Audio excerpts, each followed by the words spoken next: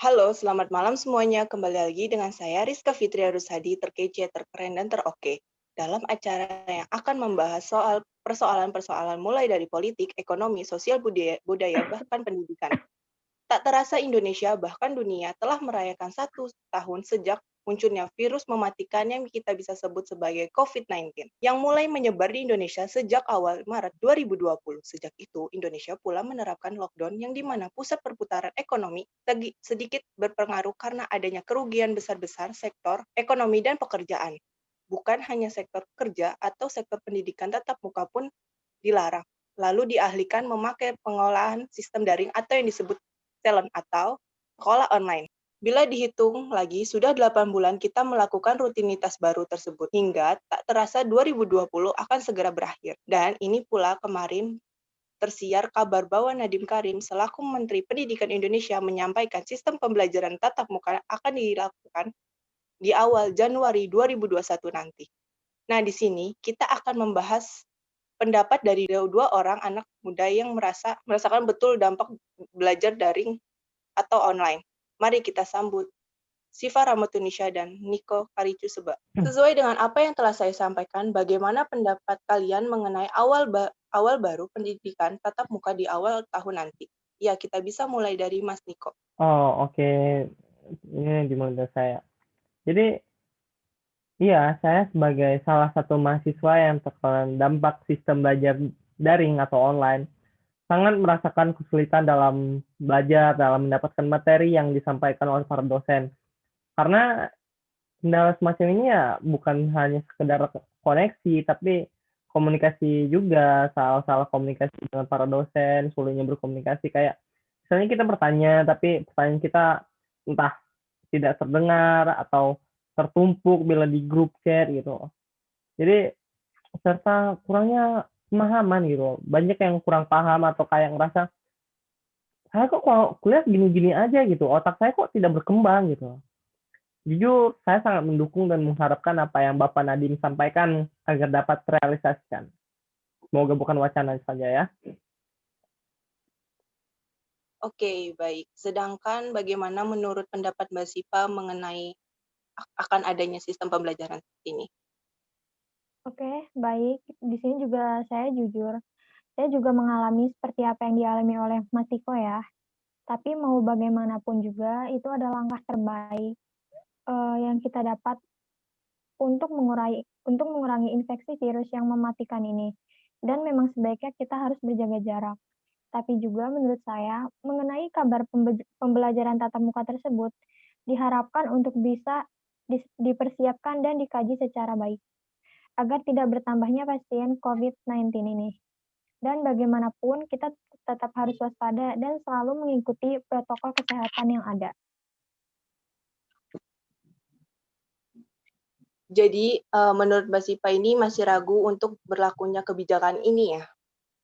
Iya betul, menurut saya karena ini juga termasuk sangat beresiko dan, eee, resikonya itu ya akan tertular yang akan lebih besar.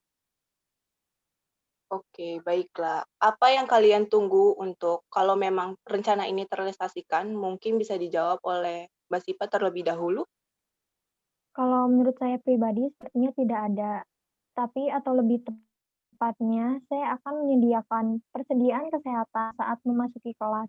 Karena seperti yang kita tahu, mungkin saja ada orang yang tertular tapi tidak menunjukkan gejala. Nah, dari situ gimana ya, jadi kita harus sedikit was-was aja. Oh, oke. Jadi menurut Mbak Sipa itu lebih harus menerapkan protokol kesehatan untuk menjaga jarak ya? Iya betul, seperti apa yang saya katakan tadi. Oke. Lalu bagaimana nih menurut Mas Niko menanggapi soal penerapan protokol kesehatan ini?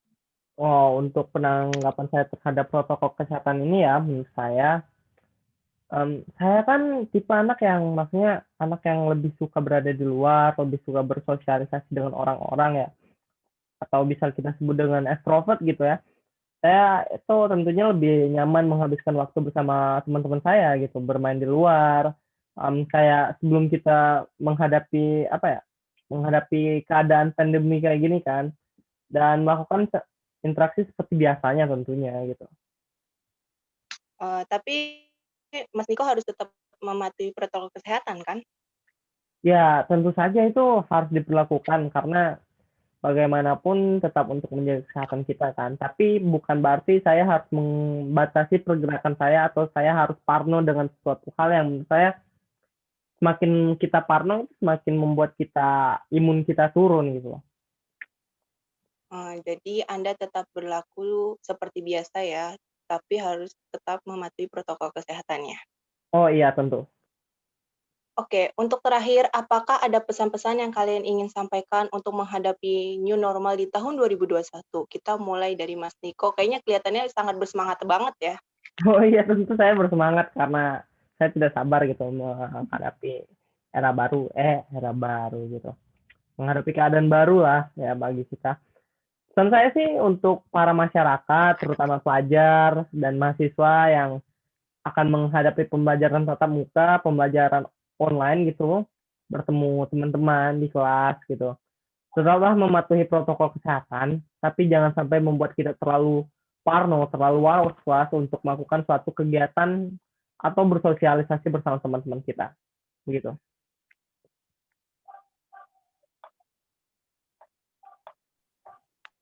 Baik, lalu bagaimana nih pesan dari Mbak Sipa untuk menghadapi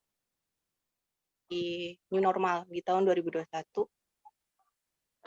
Sebenarnya saya juga bingung ya, karena saya sendiri belum siap sih.